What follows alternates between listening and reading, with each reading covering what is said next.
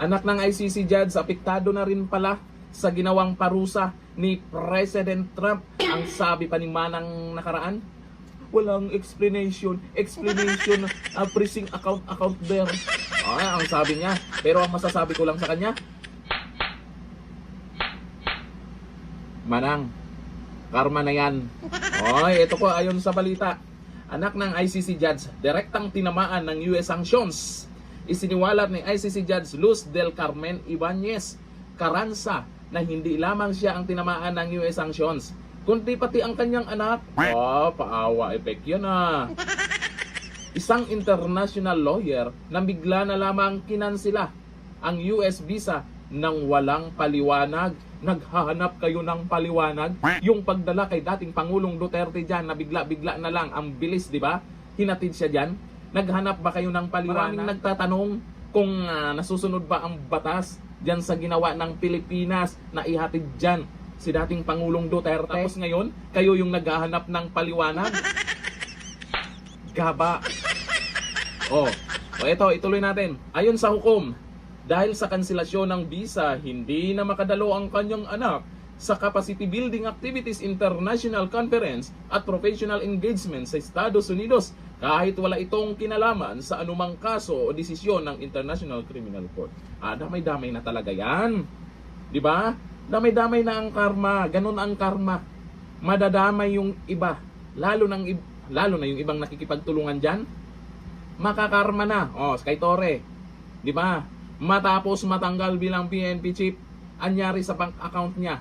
Paalala, Manang, hindi lang yan. Yung mga kasamahan mo, may warrant sa Russia.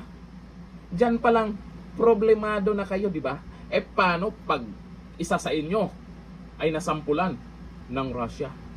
O sa inyo, pauwiin nyo na. Si dating Pangulong Duterte, yan ang dahilan. Kaya nagkaroon kayo ng karma dyan. Tuloy natin. Buong diin ni Judge Ibanez, ito ang pinakamasakit na bahagi ng ipinataw na parusa. Pinakamasakit daw. Kawawa naman pala. Dagdag pa ng hukom. Ayon sa kanyang mga kasamahan sa ICC, hindi isolated case ang kanyang karanasan. May mga asawa at anak ng iba pang judges na nawalan din ng bank access, visas at digital services dahil sa over-compliance ng institusyon financial sa US sanctions. Gaba talaga yan. Matatandaang si Judge Luz del Carmen Ibanez Carranza ang nagbasa at nagpatibay ng pagbasura sa interim release ni dating Pangulong Duterte. Una, binalita na rin naman po yan, may babala po si President Trump dyan sa ICC. Ngayon lang po nila nararamdaman. Matapos nilang ibasura yung interim release ni Pangulong o ni dating Pangulong Duterte. Nagsalita na po, may video po na lumabas. Ito si Manang, ay si Madam, basta yun na yun, na kung saan mangiyak-ngiyak siya. Ganong yaw-yaw niya ba? Kaya paawa effect ba? Ramdam nyo na. Ano bang dapat gawin nyo? Para hindi kayo paginitan. Huwag kayong makikialam sa bansa na hindi naman miyembro sa inyo. Lalo ang Pilipinas, nakikialam kasi kayo. Sa bagay, eto na, nag-uumpisa nang nag-iiyakan sila.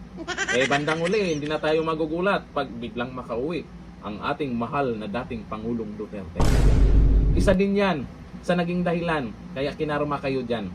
Yung mga nakipagtulungan sa ICC, baka nakalimutan nyo ang babala ni President Trump. Ingat kayo ito lang naman ay inilabas po dahil hindi po ito fake news Kalat na po yung video ni Madam na kung saan nagsasalita na siya. At dinalita na rin po yan sa ibang balita. Pero ibang media, bakit tahimik dito Bakit ba? Ayon po dito kay Manilo Baruda Duwag, maagang pamasko. Merry Christmas para sa kanila. Sabi ni Yori Karma. Sabi ni Verdi Cruz Dela, good for you, wag kayong mangialam sa ibang bansa na gumagana ang justice system. Correct. Gaya po ng Pilipinas, di ba? Bakit kayo sila nakikialam? Ang sabi ng iba, baka daw pumaldo sila, kaya nakikialam na. Sabi ni Kiko, ganda ng regalo sa inyo ngayong Pasko. Deserve. Sabi ni Leo Maestro Vlog, tagam. Di ba? Marami pong natuwa dito sa nangyari sa inyo. Imbis na maawa sa inyo dahil yung pamilya nyo nadadamay na.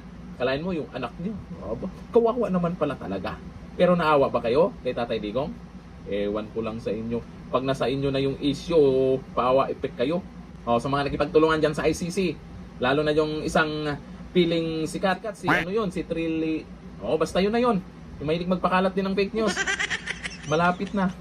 Malapit na ang karma nyo. Yung iba, mga kasamahan nyo, kinarma na. Hanggang dito lang. Thank you.